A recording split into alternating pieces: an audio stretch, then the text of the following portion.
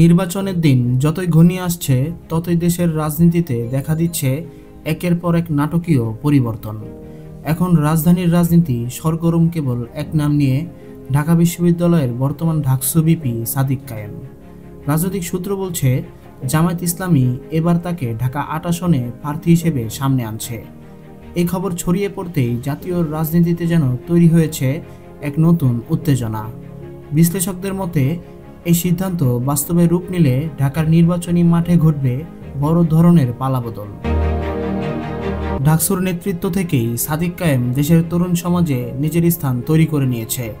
তার বুদ্ধিমত্তা, পরিষ্কার ভাবমূর্তি এবং সংগঠন চালানোর সক্ষমতা অনেককেই আশাবাদী করেছে। জামাত মনে করছে এমন নেতৃত্বই পারে তরুণ প্রজন্মকে রাজনীতির ইতিবাচক পথে ফিরিয়ে আনতে। রাজধানীর সবচেয়ে গুরুত্বপূর্ণ আসনগুলোর একটি ঢাকা ৮ আসন, যেখানে মতিঝিল, শাহবাগ, রমনা, পল্টন ও শাহজাহানপুর থানার ভোটাররাই নির্ধারণ করেন রাজনৈতিক তাপমাত্রা। বহু বছর ধরে বিএনপির সিনিয়র নেতা মির্জা আব্বাস এই আসনটি ধরে রেখেছেন, কিন্তু সময়ের সঙ্গে সঙ্গে তার জনপ্রিয়তা কমেছে। ভোটারদের অভিযোগ, এলাকার উন্নয়নে তিনি আগের মতো সক্রিয় নন। এই প্রেক্ষাপটে যদি জামায়াতের পক্ষ থেকে সাদিক কায়েমের মতো তরুণ ও পরিচ্ছন্ন ভাবমূর্তির প্রার্থী নামেন, তাহলে পুরো নির্বাচনের সমীকরণেই পাল্টে যেতে পারে। এ লড়াই তখন আর শুধু দুই ব্যক্তির নয়, বরং দুই প্রজন্মের ভাবনা ও মূল্যবোধের মুখোমুখি সংঘর্ষ। এবারে নির্বাচনে জামায়াত ইসলামী এক ভিন্ন কৌশল নিয়েছে।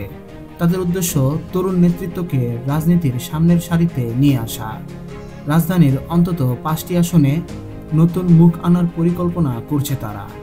আলোচনায় থাকা নামগুলো এস.এম. ফরহাদ, জাহিদুল ইসলাম, মির্জা গালিব এবং সিবগাতুল্লাহ সিবগা।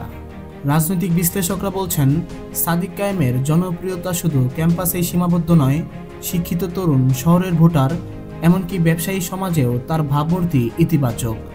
যদি তিনি প্রার্থী হন, তাহলে ঢাকার রাজনীতিতে তরুণদের প্রভাব বাড়বে এবং এর প্রভাব পড়বে পাশের আসনগুলোতেও।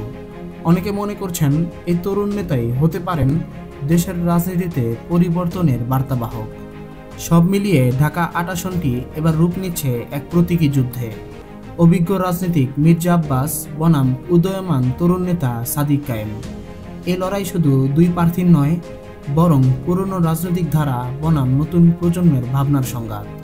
সাদিক কায়েম জামায়াতের পতাকা নিয়ে ময়দানে নামলে এই নির্বাচন বাংলাদেশের রাজনীতিতে এক নতুন যুগের সূচনা করতে পারে। এখন প্রশ্ন একটাই, দেশের তরুণ প্রজন্ম কি সত্যি প্রস্তুত নেতৃত্ব দিতে? আর সাদিক কায়েম কি পারবেন সেই পরিবর্তনের প্রতীক হয়ে উঠতে?